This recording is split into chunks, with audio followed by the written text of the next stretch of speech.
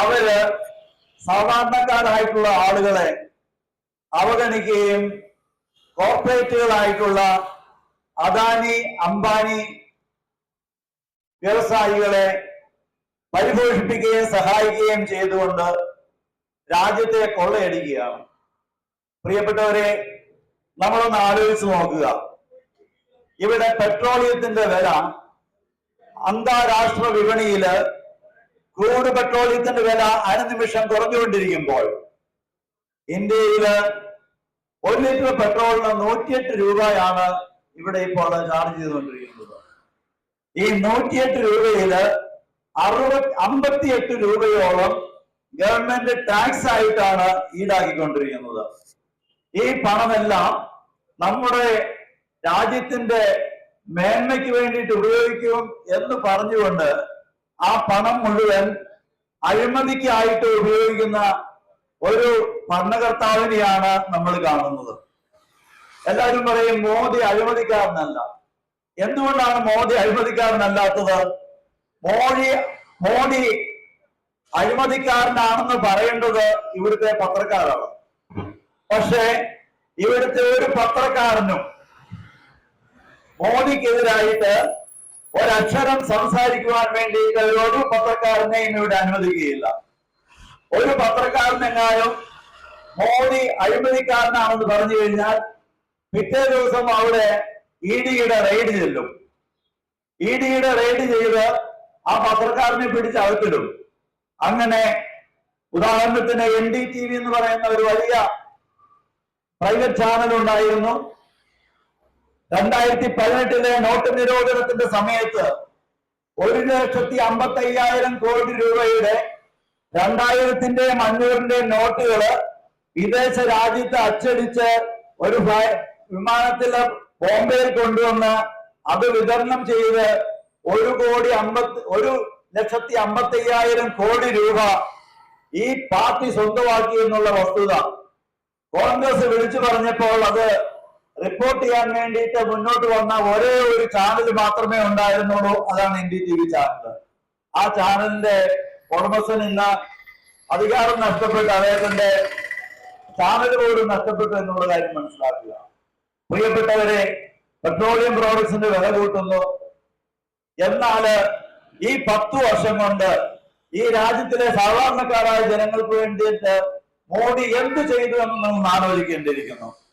ഒരു രാജ്യം വികസിപ്പിക്കുന്നതിന്റെ ഏറ്റവും അടിസ്ഥാനം എന്ന് പറയുന്നത് വിദ്യാഭ്യാസത്തിന്റെ വികസനത്തിനാണ്. എന്നാല് വിദ്യാഭ്യാസം കൊടുക്കുവാൻ വേണ്ടിയിട്ട് ഗ്രാമാന്തരങ്ങളിൽ സ്കൂളുകൾ ആരംഭിക്കുവാനും അവിടെ കഴിവുള്ള അധ്യാപകരെ നിയമിക്കുവാനുമുള്ള ഒരു പ്രവൃത്തിയും നമ്മുടെ മോദി ഗവൺമെന്റ് ചെയ്യുന്നില്ല.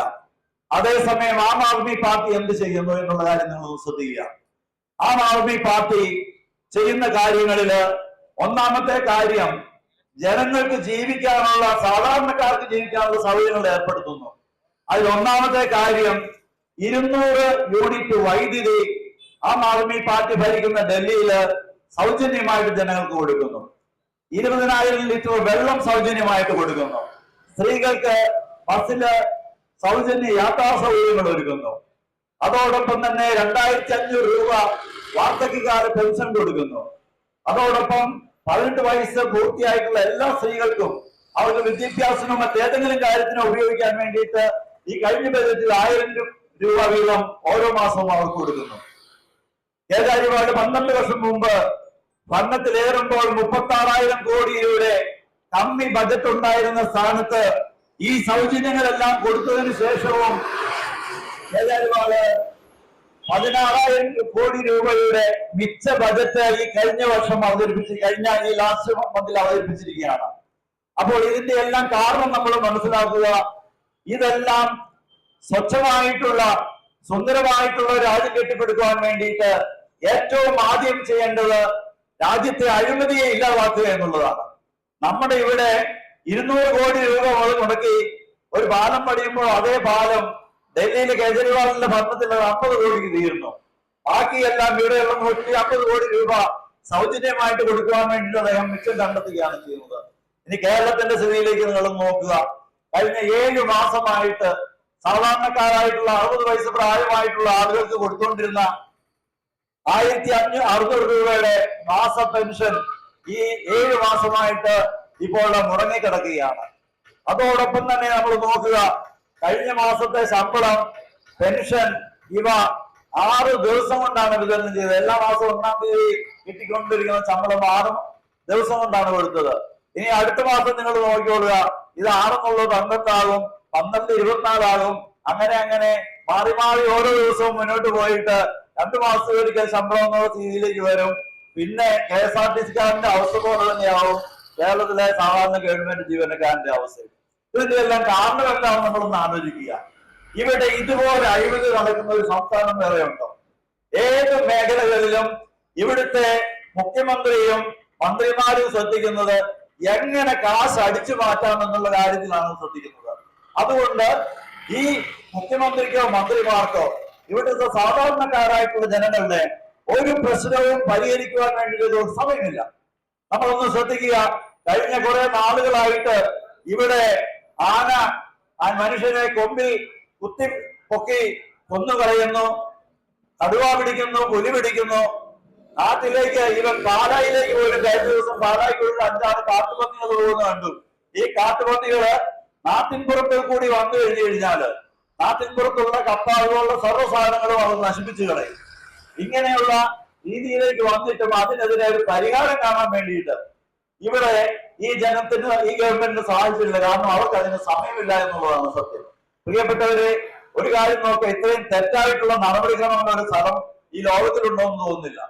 പന്നിയെ വെടിവെച്ച് കൊന്നു കഴിഞ്ഞു കഴിഞ്ഞാല് ഫോറസ്റ്റ് ഉദ്യോഗസ്ഥരുടെ സാന്നിധ്യത്തില് അതിനെ മണ്ണെണ്ണ ഒഴിച്ച് ചുട്ടുകളയണം. ഇത്രയും ദാരിദ്ര്യം അനുഭവിച്ചിരിക്കുന്ന, പ്രത്യേകിച്ചും മലയോര കർഷകർ ഇത്രയും ദാരിദ്ര്യം അനുഭവിച്ചിരിക്കുന്ന സമയത്ത് ഒരു പന്നിയെ വെടിവെച്ച് കൊന്നു കഴിഞ്ഞാൽ അതിന്റെ ഇറച്ചി സാധാരണക്കാരായിട്ടുള്ളവർക്ക് വിതരണം ചെയ്യാൻ വേണ്ടിയിട്ട് സമ്മതിക്കാതെ അതിനെ നശിപ്പിച്ചു കളയാൻ, മണ്ണെണ്ണ ഒഴിച്ച് ചുട്ട് നശിപ്പിച്ചു കളയുന്ന തലതിരിഞ്ഞ സംവിധാനമുള്ള ഒരു ഗവൺമെന്റാണ് ഇവിടെ ഭരിക്കുന്നത് എന്നുള്ള കാര്യം ഓർമ്മിക്കുക. ഈ ഗവൺമെന്റിന് ഈ ജനങ്ങൾക്ക് വേണ്ടിയിട്ട് ഒന്നും ചെയ്യാൻ സാധിക്കുകയില്ല. അത്രമാത്രം അഴിമതിയില് കുളിച്ചു കഴിഞ്ഞിരിക്കുന്നവരെല്ലാവരും. ഇനി നമ്മൾ മറ്റൊരു കാര്യം നോക്കുക, മാസപ്പടി വിവാദം. മാസപ്പടി വിവാദത്തിന്റെ അകത്ത് ഇവിടെ കോൺഗ്രസുകാർക്കൊന്നും പറയാനില്ല. മുഖ്യമന്ത്രി 130 കോടിയോളം രൂപ അവിടുന്ന് അടിച്ചു മാറ്റിയിട്ടുണ്ട്, അല്ലെങ്കിൽ കൈക്കൂലിയായിട്ട് വാങ്ങിച്ചിട്ടുണ്ട്. മകൾ എത്ര കോടി മേടിച്ചെന്ന് കൃത്യമായിട്ട് ആർക്കും അറിയത്തില്ല. പക്ഷെ ഇതിനെതിരെ സമരം ചെയ്യാൻ വേണ്ടിയിട്ട് ഒറ്റ കോൺഗ്രസുകാരനോ ഒരു BJP-കാരനോ ഇവിടെ നിങ്ങൾക്ക് ആർക്കെങ്കിലും കാണിച്ചു തരാൻ പറ്റുമോ? ആകെ ഒരു കൊഴൽനാടനുണ്ട്. ആ കൊഴൽനാടനെ കൂട്ടുകാരെല്ലാവരും കൂടെ, കൂട്ടത്തിലുള്ള കോൺഗ്രസുകാരെല്ലാവരും കൂടിയാണ് അയാളെ കാലെ പിടിച്ചു വഹിക്കുന്നത് എന്നുള്ള കാര്യം ശ്രദ്ധിക്കുക. അങ്ങനെ ഒരു തരത്തിലും രക്ഷപ്പെടാൻ വേണ്ടിയിട്ടുള്ള അവസരമില്ലാതെ നമ്മുടെ കുഞ്ഞുങ്ങളെല്ലാം ഈ നാട് വിട്ട് മറ്റു നാടുകളിൽ പോയി ഹോട്ടലിലെ എച്ചിൽ പാത്രങ്ങളെ കഴുകി ജീവിക്കുന്ന ഒരു സാഹചര്യം ഇപ്പോൾ സംജാതമായിരിക്കുകയാണ്. ഇതിന് മാറ്റം വരുത്തണമെന്നുണ്ടെങ്കിൽ കാഴ്ചപ്പാടോടുകൂടിയുള്ള ആളുകള് ഭരണത്തിൽ വരണം, വിദ്യാഭ്യാസമുള്ള ആളുകള് ഭരണത്തിൽ വരണം. പക്ഷെ ഇവിടെ 8ാം ക്ലാസും ഗുസ്തിയും വണ്ടി തല്ലിപ്പൊട്ടിക്കാനും സമരം ചെയ്യാനും പൊതുമുതൽ നശിപ്പിക്കാനും കഴിവുള്ളവർ മാത്രമേ ഇത്രയും കാലം രാഷ്ട്രീയത്തിൽ വന്നിട്ടുള്ളൂ. ആ രാഷ്ട്രീയത്തിന്റെ അതിന്റെ പ്രതിഫലമാണ് നമ്മളിപ്പോൾ അനുഭവിച്ചുകൊണ്ടിരിക്കുന്ന ഈ ദുരന്ത ഫലങ്ങള്. അതിൽ നിന്നും വ്യത്യസ്തമായിട്ട് വിദ്യാഭ്യാസവും കഴിവും രാജ്യസ്നേഹവും നിസ്വാർത്ഥതയുമുള്ള ഒരു പുതിയ സമൂഹം ഭരണത്തിൽ വന്നെങ്കിൽ മാത്രമേ ഇതിന് മാറ്റം ഉണ്ടാവുകയുള്ളൂ. നിങ്ങൾ ഒരു കാര്യവും ശ്രദ്ധിക്കുക, ഇത് വളവൂർ ബാങ്കിന്റെ ഹെഡ് ഓഫീസാണ്. ഈ വളവൂർ ബാങ്കിന്റെ ഹെഡ് ഓഫീസുള്ള ഇവിടെ വളവൂർ ബാങ്കിൽ നിക്ഷേപിച്ചിരിക്കുന്ന നിക്ഷേപകരുടെ സ്ഥിതി എന്താണെന്ന് ആലോചിക്കുക. ഇതിനെതിരെ സമരം ചെയ്യാൻ വേണ്ടിയിട്ട് നിങ്ങൾക്ക് ഏതെങ്കിലും ഒരു കോൺഗ്രസുകാരനെ കാണിച്ചു തരാൻ പറ്റുമോ? ഇതിനെതിരെ സമരം ചെയ്യാൻ വേണ്ടിയിട്ട് ഏതെങ്കിലും ഒരു കേരള കോൺഗ്രസുകാരനെ കാണിച്ചു തരാൻ പറ്റുമോ? ഇതിനെതിരെ സമരം ചെയ്യാൻ വേണ്ടിയിട്ട് ഇവിടെ ഒരു മാർക്സിസ്റ്റ് പാർട്ടി കാണിച്ചു തരാൻ പറ്റുമോ? ആരുമില്ല. ഇപ്പോൾ ഒരു അത്യാവശ്യത്തിന് വേണ്ടിയിട്ട് ഒരു 10,000 രൂപ എടുക്കണമെന്ന് പറഞ്ഞു കഴിഞ്ഞാല് ചെന്ന് കഴിഞ്ഞാൽ പറയും ഒരാഴ്ച കഴിഞ്ഞ് പൈസ കൊണ്ട് തരാമെന്നുള്ള സാഹചര്യം. ഇങ്ങനെയാണോ ഒരു നാട് ഭരിക്കേണ്ടത്? ഇങ്ങനെയാണോ ഒരു ബാങ്ക് ഭരിക്കേണ്ടത്? ഇങ്ങനെയാണോ സാധാരണക്കാരന്റെ പണം കൈകാര്യം ചെയ്യേണ്ടത്? പ്രിയപ്പെട്ടവരെ, പണം കയ്യിൽ കിട്ടി കഴിഞ്ഞാൽ അതെങ്ങനെ അടിച്ചു മാറ്റാൻ പറ്റുമെന്നുള്ള കാര്യത്തിൽ റിസർച്ച് നടത്തിയിരിക്കുന്ന ആളുകളാണ് ഇന്നത്തെ രാഷ്ട്രീയക്കാര്. ഇവരെ നമുക്ക് മാറ്റാൻ പറ്റത്തില്ല. നമുക്ക് മാറ്റാൻ പറ്റുന്നത് ഇവരെ നമുക്ക് എന്നേക്കുമായിട്ട് ഇവരുടെ അഴിമതി പ്രവർത്തിക്കുന്ന രാഷ്ട്രീയം തൊഴിലായി സ്വീകരിക്കുന്ന വ്യക്തികളെ എന്നേക്കുമായിട്ട് ഭരണത്തിൽ നിന്ന് എടുത്ത് ദൂരെ എറിയുക. അത് മാത്രമേ നമുക്ക് സാധിക്കുകയുള്ളൂ.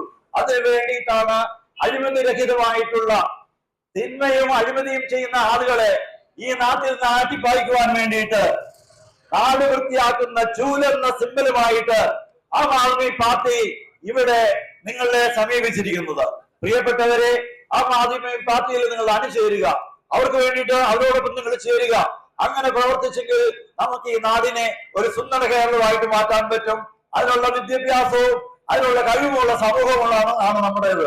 അതുകൊണ്ട് ആം ആദ്മി പാർട്ടിയില് ചേർന്ന് ഒരു നവ രാഷ്ട്രം കെട്ടിപ്പടുക്കുന്നതിന് വേണ്ടിയിട്ട് 140 നിയോജകം മണ്ഡലങ്ങളും സന്ദർശിച്ചുകൊണ്ടുള്ള നവ രാഷ്ട്രീയ പ്രചാരണ ജാഥ സന്ദേശ യാത്ര ഇപ്പോൾ ഈ വലുവിൽ എത്തിയിരിക്കുകയാണ്.